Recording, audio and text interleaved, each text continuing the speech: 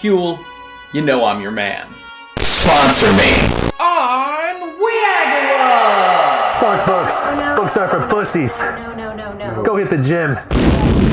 Hello everyone and welcome back to another episode of Why I'm a Genius Weekly. On this most auspicious of days, it's time to celebrate another great returning to the theater, the 9th film written and directed by Quentin Tarantino. It's of course Once Upon a Time in Hollywood. Now what can a man say about Quentin Tarantino other than he's fucking sick? I've been a big fan of his work for a long time, have watched almost every one of his films, and was delighted to see another one coming around. For those who aren't aware, Quentin Tarantino was actually famous for having a pledge made years ago at the very beginning of his career that he would only make 10 films. Presumably meaning 10 of his written and directed by Quentin Tarantino films, of which Once Upon a Time in Hollywood is his 9th. He's by no means old, but he is certainly getting up there in his career, and is even now saying perhaps this will be his last film if it does well enough. But will he stick to this pledge? I don't know. I want to find out. Seems pretty retarded to operate that way. I suspect he will find the motivation to go on even after that, but who knows? So let's talk Hollywood, baby. This film is about an almost parallel universe version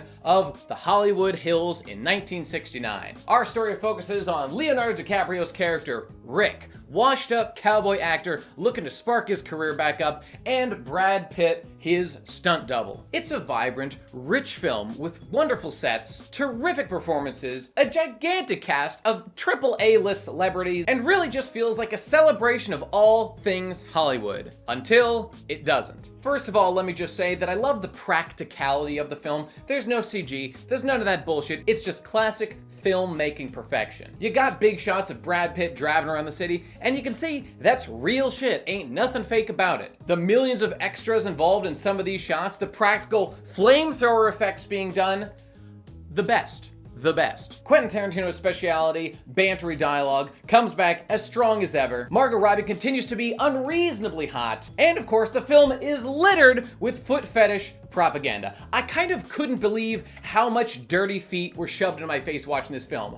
I loved it! Okay, but enough of that bullshit. Let's get into what the film's actually about. The fucking Manson murders. I'm no expert in the subject, but what they tell me happened is that in 1969, the roaring 60s came to a bitter, smashing end as Charles Manson and his group of degenerate, smelly, stinky hippies murdered a bunch of Hollywood elites because Charles Manson's music career wasn't taking off and he thought he'd make a cult to compensate, and it worked out great. At least it does in this movie. But one of the things I interpret this movie to be doing is kind of depicting the seedy underbelly of this kind of glitzy, glamoury Hollywood lifestyle. In the first place, we get Rick Dalton, Leo's character, who is an actor who got some pretty serious success, is clearly rich and doing reasonably well, but is tormented by not being able to find his career's footing going forward. Tagging along with him through the whole film is his employee slash best friend, Cliff, candidate for hottest man alive for the last 30 years, Brad Pitt, who's a professional stuntman, a former military guy, but whose attitude makes it difficult for him to do the hobnobbing necessary to get ahead in Hollywood. So his career never really took off, and he lives in relative squalor. Meanwhile, the city is flooded with degenerate hippies, who despite the historical portrayal of hippies as, purely flower children, peace and love kind of guys, were actually a little bit ominous and definitely smelly. No, I'm not trying to pin every hippie on the Charles Manson murders. I'm just saying, I am actually doing that though. Because you see, it's the resentment of the upper class that leads them to commit their violence against them later in the film. It's just inequality sparks resentment. It's natural. I feel like this film was for people even a little bit older than me who are more up on what happened in the Charles Manson murders, especially with Sharon Tate, who is Rick Dalton's neighbor in the film. And that ominous feeling keeps creeping into us as we every once in a while just look over and we see the street name where we know the murder was committed. It's the year where we know the murder was committed. And then we finally meet Sharon Tate, who we know was the murder victim. 8 or 9 months pregnant at the time, and apparently had the baby cut out of her. I mean, apparently the cultists were told by Manson to make the murder as horrific and witchy as possible. Which is interesting, because that ties into another aspect of the film. the depiction of violence in Hollywood movies and how it's influenced the culture. Because the hippies who are going to do the murder in the film, they themselves say that they were taught how to do violence by the kind of movies made by the Hollywood elite that they're gonna go commit murder against. That allows Cliff, Brad Pitt's stuntman character, to be the one to have the kung fu skills to kick their asses and save them from being murdered, as well as Leo to operate the fucking flamethrower to roast one of them alive. Ironically, Leo roasted her alive in a swimming pool. Why didn't you just go under the water? Question for the ages, I guess. Which brings me to another point. I feel this movie was very much about degeneracy. The degeneracy of Hollywood culture. Now, Tarantino has never been one to believe that violence depicted in a movie can lead to violence in real life. Why the need for so much gruesome, graphic violence? Why not let us imagine because a little it's so of it? much fun, Jan. Really? Get it? Oh, really? Okay, I'd like to see you walk down the street and get attacked by some kids who've just seen your movie. But you saw, but see, Jan, you're all messed up because you're talking about real life. Oh, and I'm I see. talking And kids about at the 12, movies. You got to kids get at it 12. straight. Now, if you want to talk about the movies, we'll talk about the movies. Okay, and If you kids want to at talk 12 about real can life, tell we'll the talk about real difference. life. But I would bet that even he would agree that the more sick minds of people can be influenced. It's like some people have the potential to do violence and then they'll see a particularly violent movie and they'll think, oh, that's a good way to channel the murderous aggression I already have. Well, let's go with that. But there are other ways we see it in the film.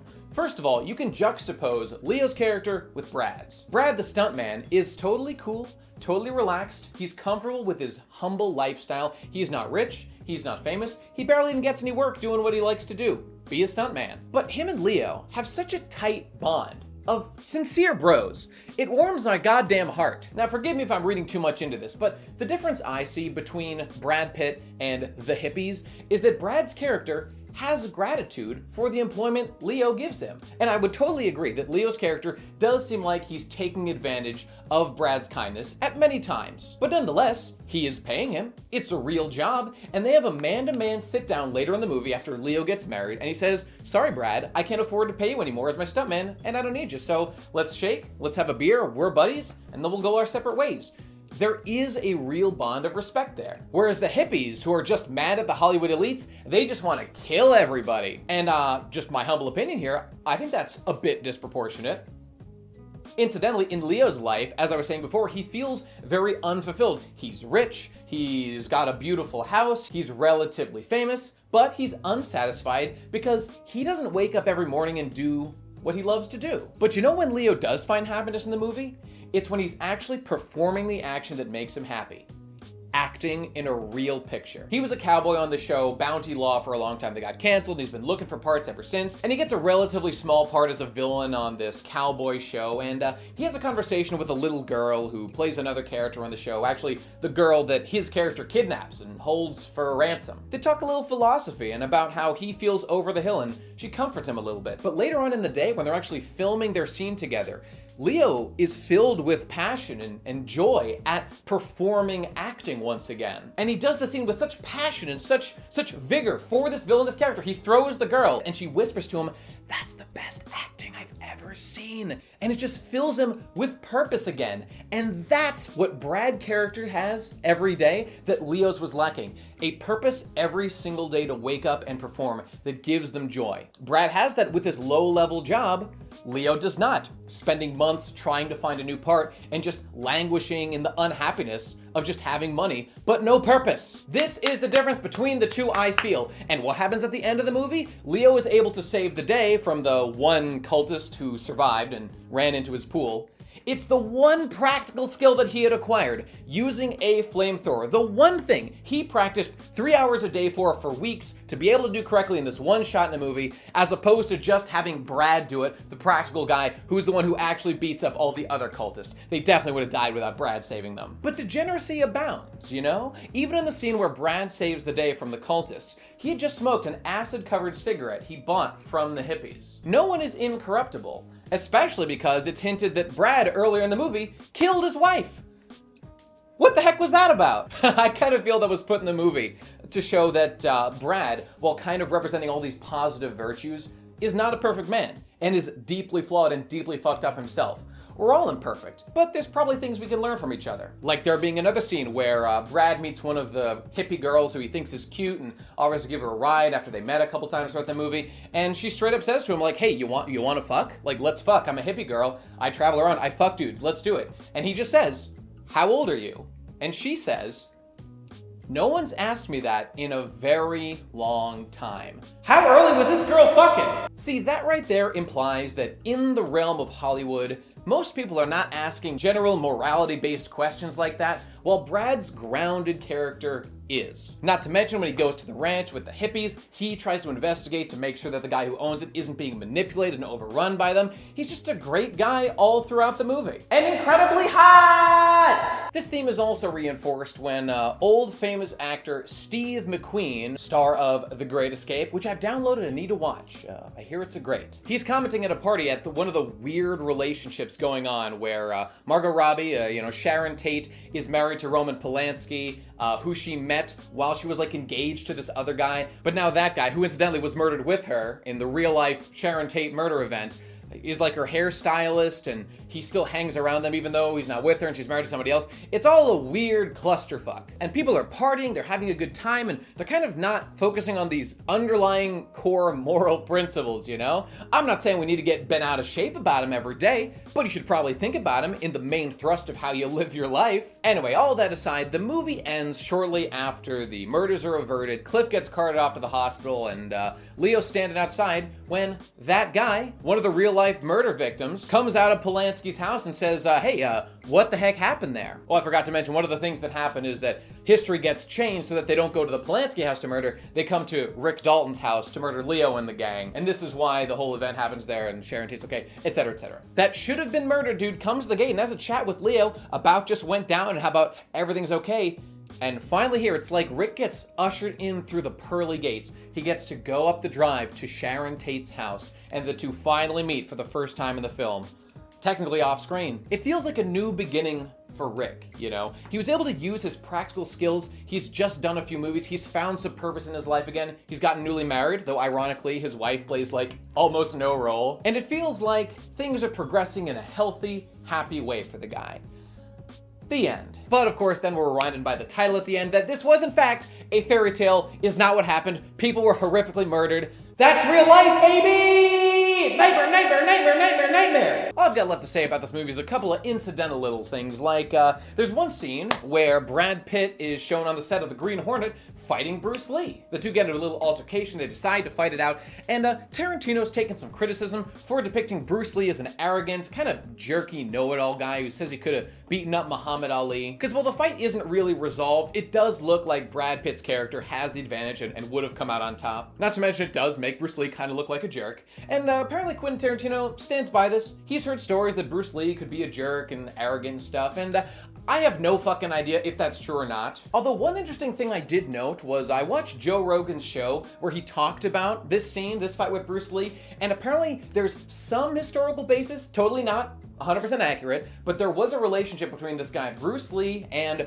Gene LaBelle, who was like the #1 judo champion in the world. Now, Bruce Lee only considered one man his sensei, and that was Ip Man. Ip Man! If you haven't seen those movies, go watch them, they're fucking sick. But Gene LaBelle was a guy who apparently worked with Bruce Lee at various times. He was a stuntman himself, and did teach him a thing or two, and learn from Bruce Lee. There are some stories that they kind of grappled a little bit, but nobody claims that Gene LaBelle was just like a stuntman god and could have easily kicked Bruce Lee's ass, even though he was bigger. But Joe Rogan does say that he might have been able to win if the two fought man to man. And he's more of an expert than I am, so I don't know. Yeah. But with that one, I was like, ooh, I'm just going to have some random dude that is a stuntman and Bruce Lee's a buffoon to him and he kicks his ass on the set. But with that said, if that was a real life event with Gene LaBelle and Bruce Lee, Gene LaBelle would crush him. So Gene LaBelle He's could have... a gorilla. That would have been him in that scene. Oh, yeah, but it would have been quick. Right. It would have been a different thing, man. He's a gorilla. Right. That was kind of interesting to look into, but that's gonna about do it for all my thoughts in this movie. Did I like it? The answer is obviously yes. I really like this movie. You know, Quentin Tarantino's movies aren't really about the plot, specifically. Not his later works anywhere. They're about the vibe. They're about the feel. They're about the tone and the atmosphere and the richness of every moment of the movie. And I really fucking liked it. Oh, I did have one other point to make, which was just that in scenes where they kind of fictionalize Leo being in movies he wasn't really in, or trying out for movies like The Great Escape that the character was not actually in or trying out for, They spliced Leo into the film, and it was pretty cool. However, they did not put Margot Robbie into the movies where Sharon Tate originally was. And there's a scene where Margot Robbie goes to see these movies with her character, Sharon Tate, in them. This one Dean Martin movie or whatever. And I just gotta say, it was kind of confusing to see Margot Robbie in the seats watching a movie with her character, Sharon Tate, and they don't look the same. And my main guess is this is due to respect for Sharon Tate's legacy. And while I get it, I understand you don't want to ruffle feathers. It would be kind of weird to erase her from history in a movie like this, because, we're having a character play her. On the other hand, it's weird for the art and kind of feels strange, so maybe there's just no winning here. Would I have changed it? Probably yes. I don't think we're gonna forget about Sharon Tate just by modifying things for a movie. Just my thought. Anyway, that's it, everybody. This was a fantastic movie, a fitting addition to Tarantino's legacy, and I cannot wait for more. And I got one more announcement for you. In honor of my big fandom of Quentin Tarantino's films, and in recognition that this is his 9th of a possible 10th and final movie in this sequence, it got the old noggin jogging. And I decided, in recognition of the greatness of these films, I wanted to do a little podcast talking about each one of them. And that's why I've started the Tarantino cast that I'm gonna be doing with my friends, starting with his first movie, Reservoir Dogs, and going all the way up and podcast discussing all of Tarantino's big old films. You'll be able to find the first one on this channel very soon after this video releases. Let me know if you like him and I'll keep doing them. Maybe I'll keep him on this channel, maybe I'll move him, I don't know, I'll figure it out. Let me tell you, our first discussion was a juicy one, not for the faint of heart. There's some graphic, violent, and offensive content in that podcast, just as Tarantino would have wanted it. So I'll see you there, folks. Go check it out now. And let's move on to a transition. Transition.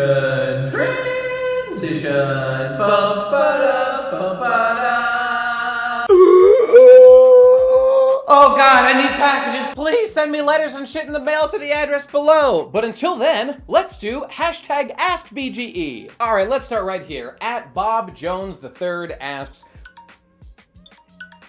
shut up. Which of the following do you find the most important in a story?